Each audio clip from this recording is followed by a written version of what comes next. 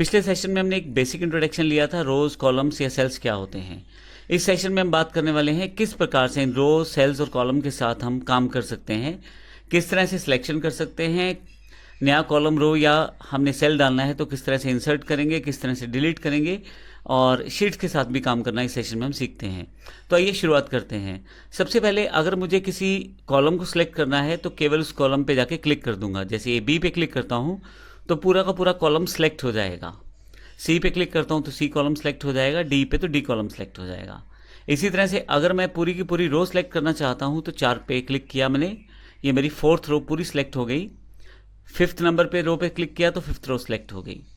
और इस तरह से अगर मुझे सेल सेलेक्ट करना है तो मैं माउस रखूँगा यहाँ पे, लेफ़्ट क्लिक दबा के रखूँगा और माउस को घुमाना शुरू करूँगा उस दिशा में जिस दिशा में मुझे सिलेक्शन करना है। सेलेक्ट करने के लिए आप एरो कीज़ का भी यूज़ कर सकते हैं। उसके लिए आप माउस जहाँ रखना चाहें वहाँ रखें और वहाँ से आप शिफ्ट को प्रयोग करें, साथ में एरो कीज़ को। अगर आप राइट साइड सेलेक्ट करना चाहते हैं तो शिफ्ट दबा के राइट एरो की यूज़ करें।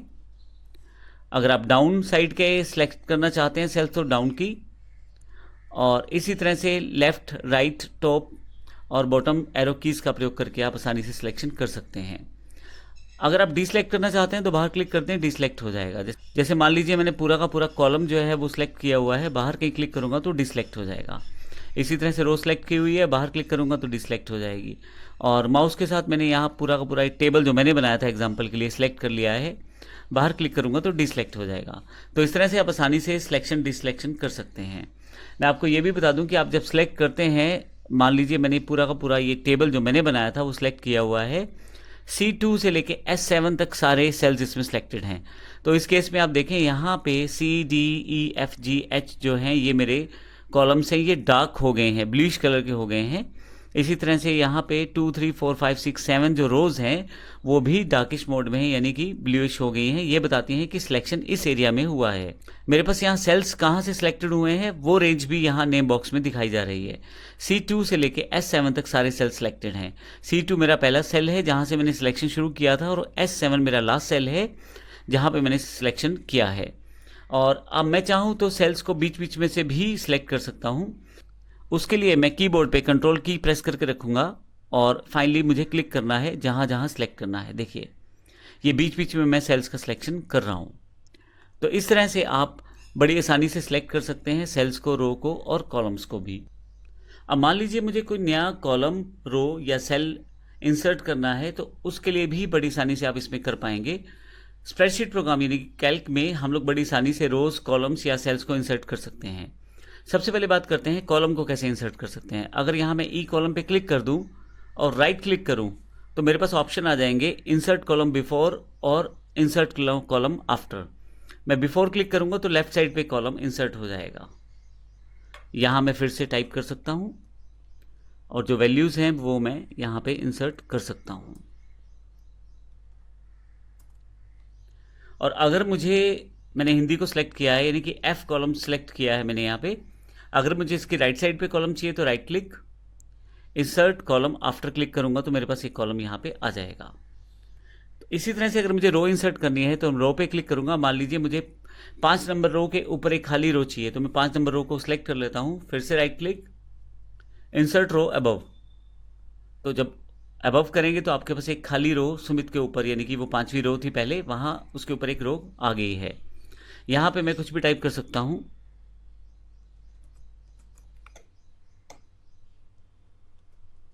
और इनकी वैल्यूज़ यहाँ पे टाइप करके रख सकता हूँ।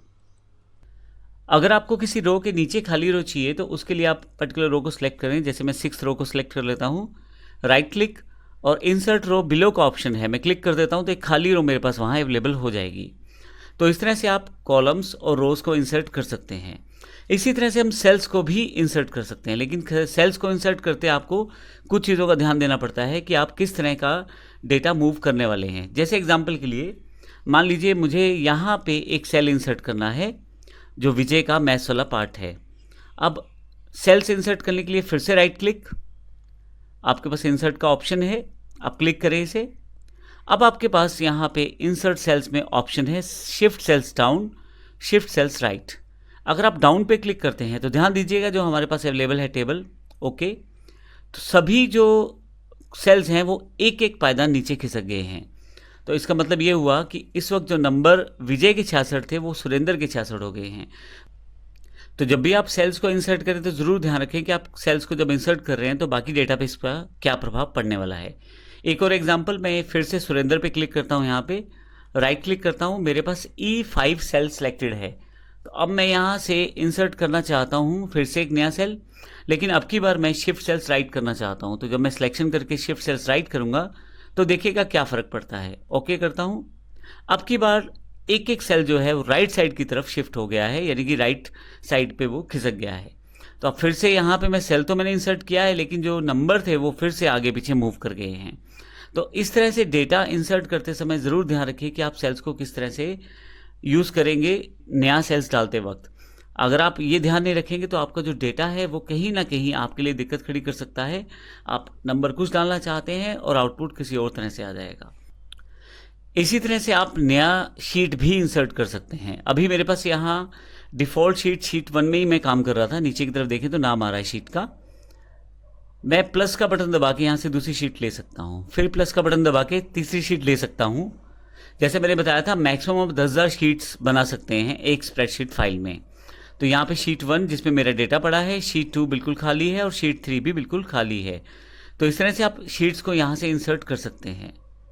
आप चाहें तो शीट को रीनेम कर सकते हैं, राइट क्लिक करें शीट पे और यहाँ रीनेम कर दें। तो जो भी नाम आप रखना चाहते हैं, मैंने माई क्लास डेटा रखा है तो वो नाम वहाँ पे आ जाएगा। आप एंटर करेंगे तो फाइनली नाम वहाँ पे अवेलेबल हो जाएगा। शीट को रीनेम करने के लिए आप डबल क्लिक भी कर सकते हैं। जैसे डबल क्लिक करेंगे आपके पास रीनेम शीट का फंक्शन अवेलेबल हो जाएगा। मैं यहाँ से जो भी नाम रखना चाहता हूँ शीट का वो रख सकता हूँ। अभी एग्जाम्पल के लिए मैंने माई क्लास इंपॉर्टेंट डेटा रख दिया है, ओके कर देता हूँ। तो इस तरह से आपके पास आसानी से आपने शीट को रीनेम कर दिया है। तो इस सेशन में हमने सीखा हम किस तरह से रोज कॉलम्स सेल्स को इंसर्ट कर सकते हैं, शीट को इंसर्ट कर सकते हैं और शीट को किस प्रकार से रीनेम कर सकते हैं। अगले सेक्शन में हम देखेंगे किस प्रकार से हम डिलीशन कमांड का प्रयोग कर पाएंगे। धन्यवाद।